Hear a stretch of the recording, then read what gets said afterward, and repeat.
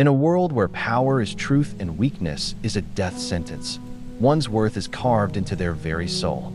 The mark of a sigil, a crest of magical potential, determines everything. It decides your rank, your status, your future. At Valemir Academy, the most prestigious school for the gifted, students aren't just trained. They're measured, worshipped, or discarded. Each year, the Crystal of Judgment calls upon new students to awaken their fate. One by one, they step forward, and the truth is revealed. Flames, storms, celestial beasts, each sigil a badge of greatness. Cheers erupt, names rise, futures are made, but not all are so lucky. When Kyou placed his hand on the crystal, the crowd didn't cheer. They laughed. A warped, black sigil flickered weakly over his hand, barely holding shape, like it was trying to disappear. Fata relicta, they said. A forgotten crest. A cursed mark. A failure.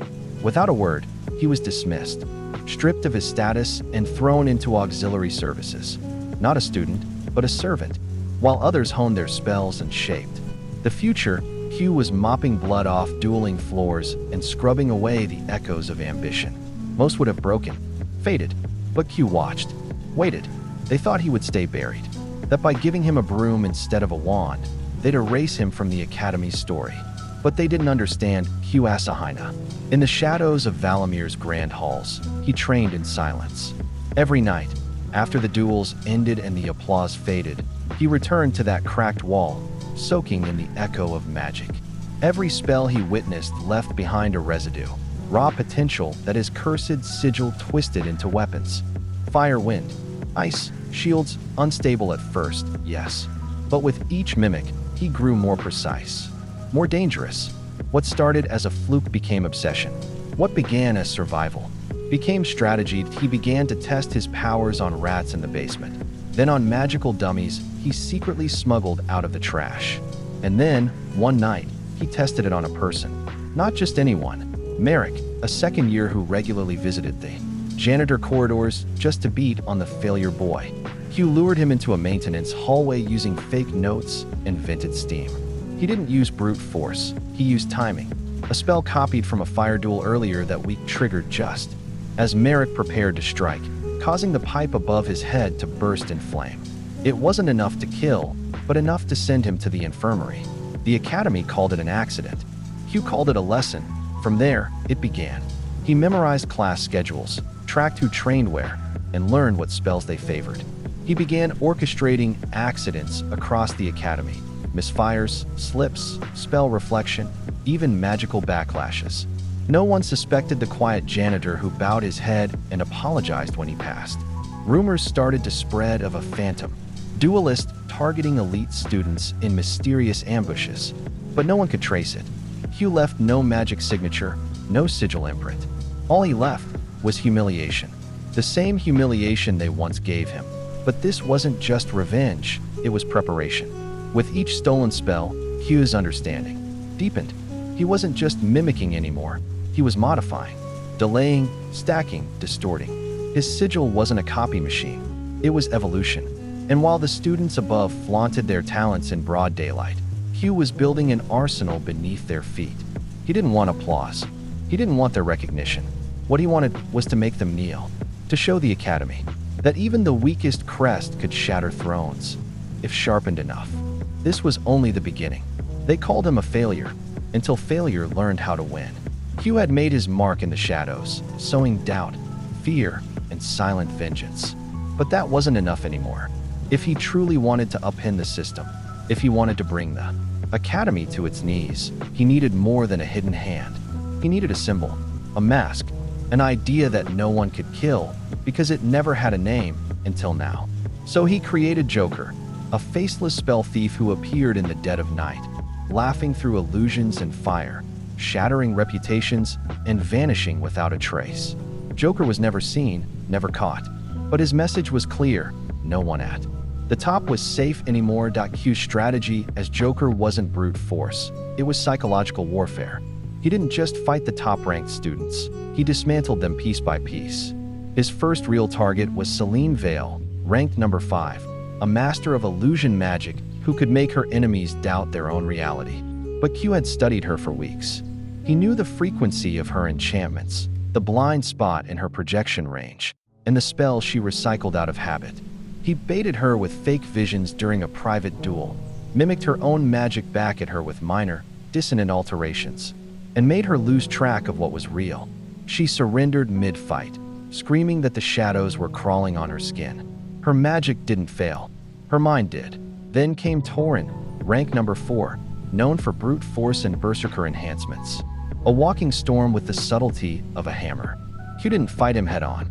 Instead, he set up enchanted walls that echoed Torin's sound-based spells back at him. He created delayed spell triggers that mirrored Torin's attacks and launched them at unpredictable intervals. It was like fighting a smarter version of himself, and Torin couldn't handle it. The audience thought it was a strange magical anomaly until the masked figure bowed and walked into the smoke. Joker had won again, but it wasn't just about winning, it was about control. Each duel was recorded by Crystal or witnessed by upper faculty. Kyou began crafting his magic in specific styles, layering false traits to confuse anyone trying to analyze him. Sometimes Joker fought like a pyromancer, other times like a summoner. One duel, he barely cast anything at all, letting traps do the work for him. The Academy started to believe Joker was a group of rogue students working in shifts, not one person. And still, the mask kept smiling. What no one knew was that Kyou wasn't just copying spells anymore. He was learning how to break them. The failure sigil had evolved into a spell mirror, then into a refractor. When he copied a technique, he could change its speed, flip its polarity, or combine it with something else. The more complex the magic, the more unstable it became, but Kyou thrived in instability. The system relied on order, repetition, rank. Kyou brought chaos, and chaos doesn't play by the rules. As Joker's legend grew, so did the fear. Students began to forfeit duels, whispering that he was watching. The top-ranked elites grew paranoid, and the faculty? Silent. Some wanted to stop him. Others watched with hidden amusement, knowing the Academy needed someone to shake its foundation. Kyou didn't care either way. He was after the ones who laughed at him, the ones who made his sister cry, the ones who thought power was their birthright. One by one, he would unseat every last one of them. Eventually, he set his sights on rank number 1, Selim Drake, a prodigy with a divine sigil said to channel astral magic, untouchable, unbeatable, revered like a young god. But Kyou didn't plan to face him yet. He was saving that duel for last. First, he needed the others to fall. Rank number 3, number 2. Every one of them would see their magic mirrored in the eyes of a masked figure who laughed as they fell. And when the time came, when Joker finally stood before Selim in the center of the arena, he wouldn't be doing it for revenge. Anymore would he be doing it to show the world that greatness isn't given. It's taken. Joker had become a ghost, a myth, a warning whispered between breaths. The Academy's elite, once drunk on their untouchable status, were now anxious shadows of themselves. Security was heightened. Duels were more heavily supervised. Still, students fell. Rank number 5, number 4 gone. Disgraced. Their names scratched off the honor board. Now, only 3 remained. And Joker's next target wasn't just powerful, she was dangerous. Rank number 3, Iris Veilborn, the prodigy of barrier and sealing. Magic, cold, untouchable, and born of a noble bloodline that claimed descent from the first sigil bearers. Her crest was Aegis Lux, a radiant, golden ring that could reflect spells, trap movement, and create domes of absolute defense. No one had ever landed a hit on her in a sanctioned duel. She didn't need to fight. She just let enemies tire themselves against her wall of light. Until they crumbled, Kyou didn't plan to break her defense. He planned to make her open it herself. The duel was held publicly. Joker had become too famous, too threatening, to remain a rumor. The Academy allowed it, partly to catch him, partly to see if he really was as powerful as the rumors claimed. Kyou arrived under moonlight, his mask grinning wide, his cloak trailing like smoke. Iris stood in the arena, radiant and silent, her sigil glowing like a halo. The crowd held their breath. Iris summoned a prism of barriers before the first spell was cast. She encased herself in 6 layers, each tuned to reflect a different element. A fortress of light. But Joker didn't attack. He simply walked in slow, precise steps, tracing a pattern in the sand beneath them. Symbols, angles, glyphs that he cast nothing. No fire, no thunder, just silence. Then he snapped his fingers. The sand glyphs exploded, not outward, but upward. Spells she'd reflected in past duels, tiny bits of residual magic, were still embedded in the arena grounds. Kyou had studied the field, traced her old battles, and reawakened the echoes with his sigil. A storm of spectral projectiles erupted from beneath her, a direction she hadn't sealed. The audience gasped. Iris panicked, her first mistake. She overcast a full dome barrier, but Joker was already inside. She tried to trap him, that he mimicked. Her own sealing technique only slightly offset the frequency, enough to destabilize hers without countering it directly.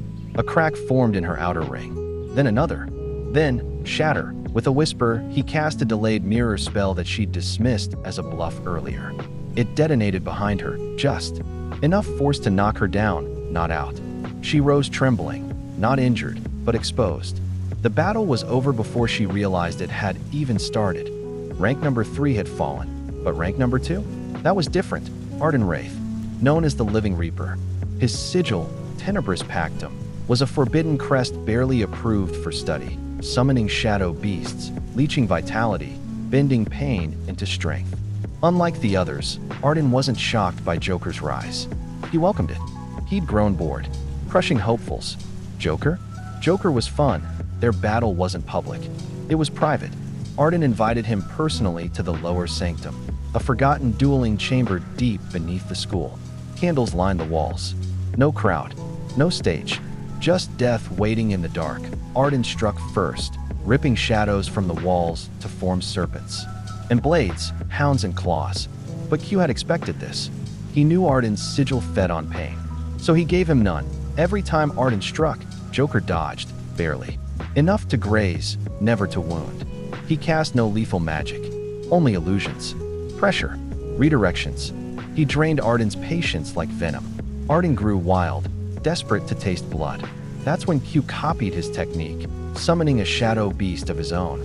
Twisted, incomplete, but it worked. The mimic clashed with Arden's creature, and for the first time, Joker smiled with real teeth.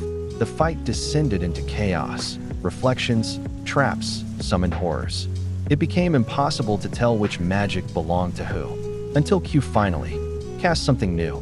A hybrid sigil, fire merged with shadow, a curse wrapped in heat. Something not seen before, not copied, but created. Arden staggered. You're evolving. Kyou stepped forward. No, I'm correcting the system. Then, silence. Joker left the chamber alone. Rank number 2 had fallen, and above them all, alone at the top, sat Selim Drake, rank number 1, the son of the stars. For weeks, the academy buzzed with silence. No one spoke too loudly. No one dueled in public. No one dared challenge the system, because Joker had already beaten it. Rank number 3, defeated. Rank number 2, vanished. The only one left standing above it all was Selim Drake, the golden child of the stars. A walking legacy.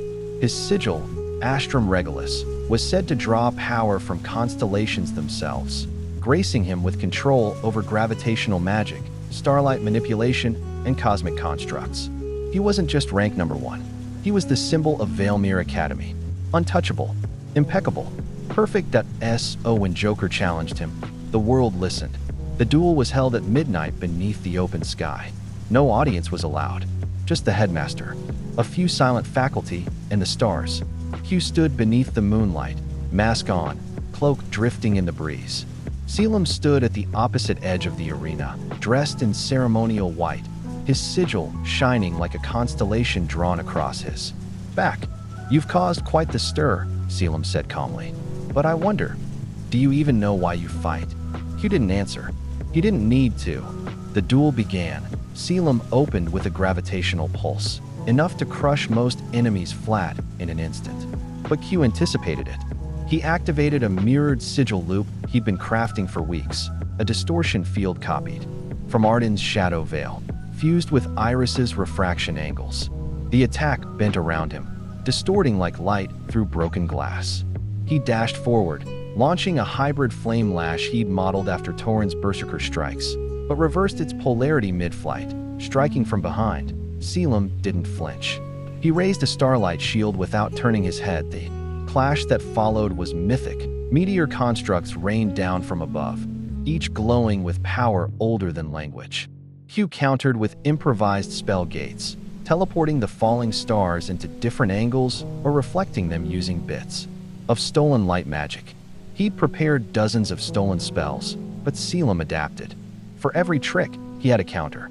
For every counter, a trap. The difference wasn't raw strength, it was legacy.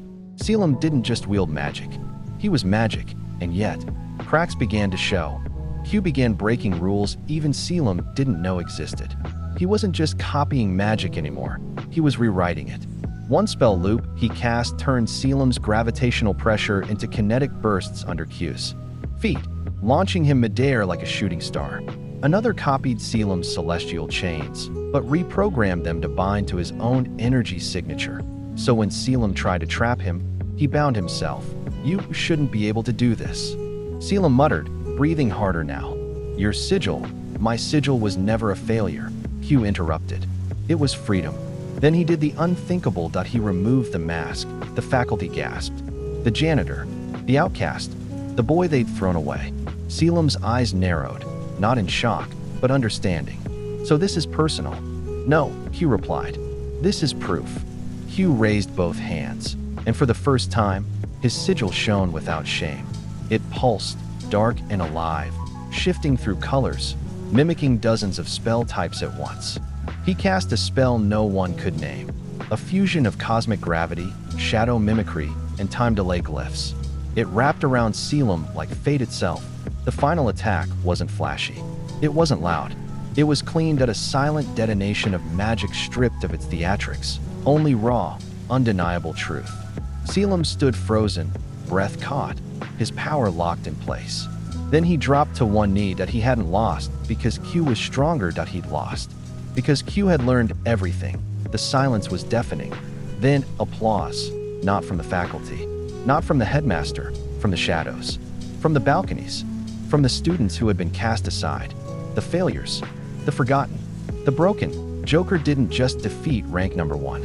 He shattered the idea that the system was unshakable. Selim stood slowly. "You know they won't accept this. They'll come for you." "I know," Kyou said. "Let them." And with that, he turned his back on the academy, cloak billowing in the starlight, mask dangling from his fingers. A symbol no longer needed. He had already won.